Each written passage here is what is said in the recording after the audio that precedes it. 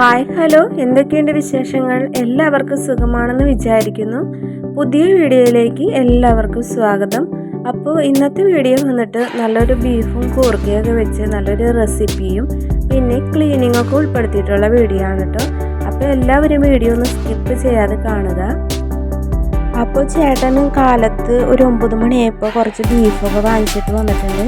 അപ്പോൾ ഞാനത് ഒരു കുക്കറിൽ ഇട്ടിട്ട് അതിൽ കുറച്ച് വെള്ളം ഒഴിച്ചിട്ട് കുറച്ച് നേരം കുതിർത്തി വെക്കുന്നുണ്ട്. അതിൽ ബ്ലഡൊക്കെ ഒന്ന് ഇറങ്ങി വരാൻ വേണ്ടിയാണ്. ഇതേപോലെ കുറച്ച് നേരം വെള്ളം ഒഴിച്ച് വെച്ച് ബീഫ് കഴുകിയെടുക്കുകയാണെങ്കിൽ വളരെ എളുപ്പമായിട്ട് നമുക്ക് കഴുകിയെടുക്കാൻ സാധിക്കും കേട്ടോ.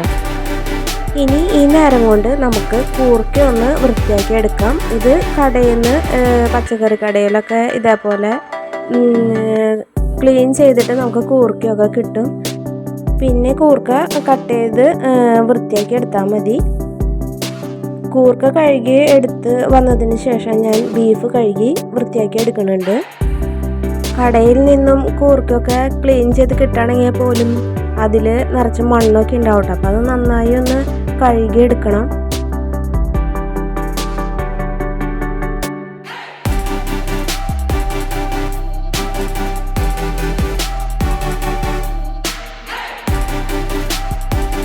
അങ്ങനെ ബീഫൊക്കെ കഴുകി ഞാനൊരു അരിപ്പയിലിട്ട് വെള്ളം വാലാൻ വെച്ചിട്ടുണ്ട്. ഇനി ബീഫ് വേവിച്ചെടുക്കാൻ വേണ്ടി അതിലേക്ക് മസാല റെഡിയാക്കി എടുക്കാം. അതിനായിട്ട് ഒരു സബോള കട്ട് ചെയ്ത് ഇട്ടിട്ടുണ്ട്. പിന്നെ ഒരു കഷ്ണം ഇഞ്ചി ചതച്ചത്, പിന്നെ 3-4 പച്ചമുളക് നടു കീറിയത്, പിന്നെ ഒരു 1.5 ടേബിൾ സ്പൂൺ മുളക് പൊടി, ഇനി 1/2 ടീസ്പൂൺ മഞ്ഞൾപ്പൊടി, ഇനി ആവശ്യത്തിന് ഉപ്പ് ചേർത്ത് കൊടുക്കാം. ഞാനിവിടെ കല്ലുപ്പാണ് ചേർത്ത് കൊടുത്തിട്ടുള്ളത്. ഇനി ഇതിലേക്ക് ബീഫ് ഇട്ട് കൊടുത്തിട്ട് നന്നായി മസാലകളൊക്കെ നന്നായി കൂട്ടി തിരുമ്മി എടുക്കാം. ഞാൻ കൈ വെച്ചിട്ടാണ് കേട്ടോ മസാലയൊക്കെ കൂട്ടി തിരുമ്മി വെക്കുന്നത്. അപ്പോൾ ബീഫിലേക്ക് നന്നായി മസാലയൊക്കെ ഇറങ്ങിച്ചെല്ലും. ഒരു 10 മിനിറ്റിന് ശേഷമാണ് പിന്നെ ഞാനത് വേവിക്കാൻ വെക്കുന്നത്. പിന്നെ ഞാൻ ബീഫൊക്കെ കഴുകിയ പാത്രങ്ങളൊക്കെ സിങ്കിലിട്ടുണ്ടായിരുന്നു. അപ്പോൾ അതൊക്കെ ഒന്ന് കഴുകിയെടുക്കുന്നുണ്ട്. അതോടൊപ്പം ആ സിങ്കും കൂടി ക്ലീൻ ചെയ്യുന്നുണ്ട്. കാരണം നമ്മൾ ബീഫൊക്കെ കഴുകിയെടുക്കുമ്പോൾ അതിൽ നെയ്യൊക്കെ ഉണ്ടാവും ബീഫിലെ. അപ്പോൾ അതിലൊക്കെ പറ്റി പിടിച്ചിരിക്കുന്നുണ്ടാവും. അപ്പോൾ അതൊക്കെ ഒന്ന് വൃത്തിയാക്കി എടുക്കുന്നുണ്ട് ഞാൻ. ഈ പൈപ്പൊക്കെ ഞാൻ കഴുകിയെടുക്കുന്നുണ്ട്. കാരണം അതുമൊക്കെ നമ്മൾ തൊടുമ്പോൾ അതുമ്മ നിറച്ച് നെയ്മയം ഉണ്ടാവും. അപ്പോൾ അതൊക്കെ ഒന്ന് കഴുകി ക്ലീൻ ചെയ്തെടുക്കുന്നുണ്ട്.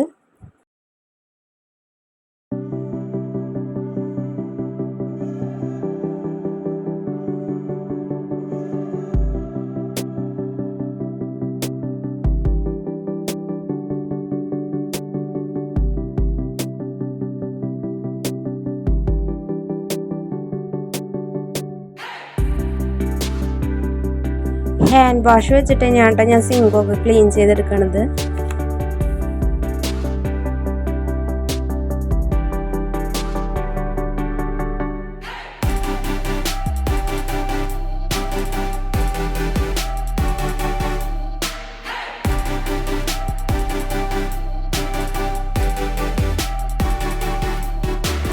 സിങ്കൊക്കെ കഴുകി ക്ലീൻ ചെയ്തതിന് ശേഷം കൗണ്ടർ ടോപ്പ് ഞാനൊന്ന് തുടച്ചിടുന്നുണ്ട്.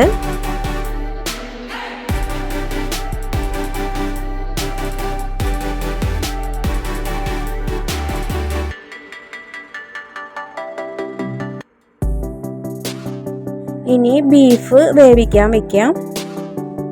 ബീഫ് വേവാൻ വെച്ച സമയം കൊണ്ട് പിന്നെ ഞാൻ വാഷിംഗ് മെഷീനിൽ തുണികൾ ഇട്ടിട്ടുണ്ടായിരുന്നു. അപ്പോൾ പിന്നെ ഞാനത് പോയിട്ട് അഴയിൽ വിരിച്ചിടുന്നുണ്ട്. നമ്മൾക്ക് ഇഷ്ടപ്പെട്ട കാര്യങ്ങളൊക്കെ ചെയ്യാൻ വളരെ ഇൻട്രസ്റ്റ് ആണല്ലേ. അതുപോലെ തന്നെയാണ് നമ്മൾ ചെയ്യുന്ന എല്ലാ കാര്യങ്ങളും.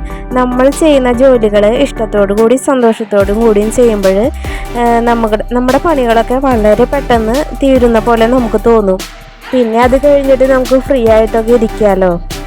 അങ്ങനെ തുണികളൊക്കെ വിരിച്ചിടാൻ പോയ സമയം കൊണ്ട് നമ്മുടെ ബീഫ് ഇവിടെ വെന്ത് വന്നിട്ടുണ്ട്.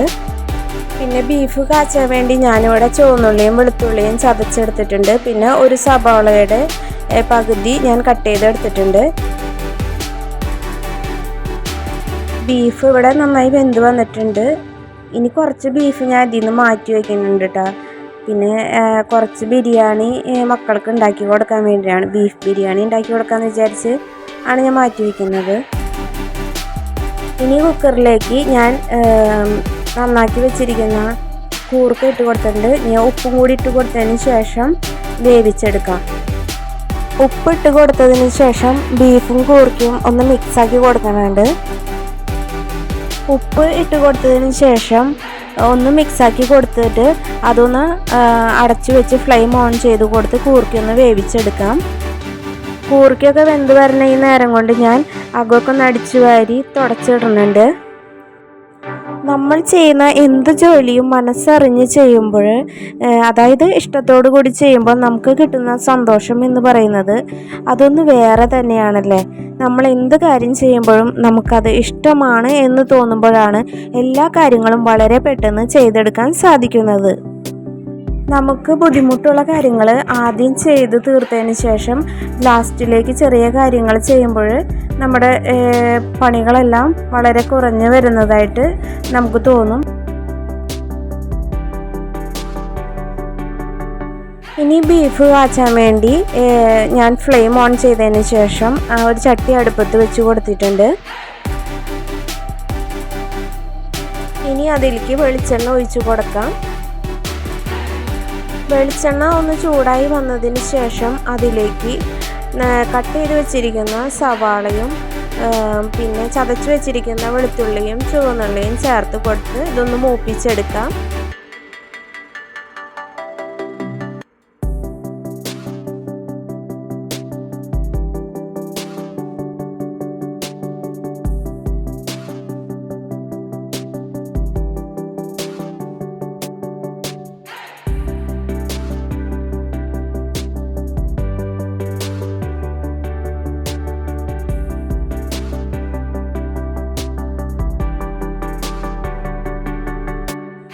ഇനി ഇതിലേക്ക് ഒരു തണ്ട് കറിവേപ്പില ചേർത്ത് കൊടുക്കുന്നുണ്ട്.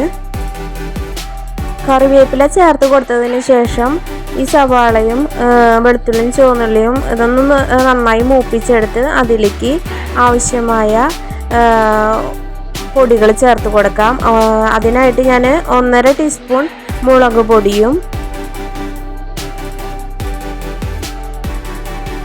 പിന്നെ ഇതിലേക്ക് ഞാൻ 1/2 ടീസ്പൂൺ മഞ്ഞൾപ്പൊടി ചേർത്ത് കൊടുക്കുന്നുണ്ട്.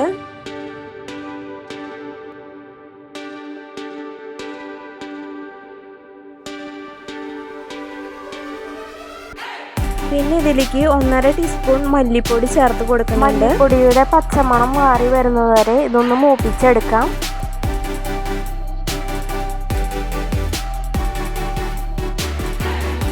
ഇനി ഇതിലേക്ക് 1 ടീസ്പൂൺ മസാലപ്പൊടി ചേർത്ത് കൊടുക്കുന്നുണ്ട്. മസാല ചേർത്ത് ഇളക്കിയതിന് ശേഷം അതിലേക്ക് വേവിച്ച് വെച്ചിരിക്കുന്ന ബീഫും കൂർക്കയും ചേർത്ത് കൊടുത്ത് ഇതൊന്ന് ഇളക്കിയെടുക്കാം. അങ്ങനെ ബീഫും കൂർക്കയും ഇതിലേക്ക് ഇട്ട് കൊടുത്തതിന് ശേഷം ഇതൊന്ന് തിളപ്പിച്ചെടുക്കാം.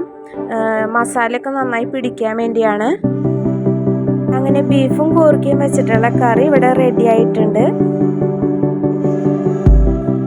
അപ്പോൾ ഇന്നത്തെ എൻ്റെ വിശേഷങ്ങൾ ഇത്ര തന്നെയുള്ളൂ. അപ്പോൾ എല്ലാവർക്കും എൻ്റെ വീഡിയോ ഇഷ്ടമായി എന്ന് കരുതുന്നു. ഇഷ്ടമായാൽ ലൈക്ക് ചെയ്യാനും സബ്സ്ക്രൈബ് ചെയ്യാനും ഷെയർ ചെയ്യാനും മറക്കരുത്. അപ്പോൾ അടുത്ത നല്ലൊരു വീഡിയോയുമായി വരുന്നവരേക്കും താങ്ക്സ് ഫോർ വാച്ചിങ്.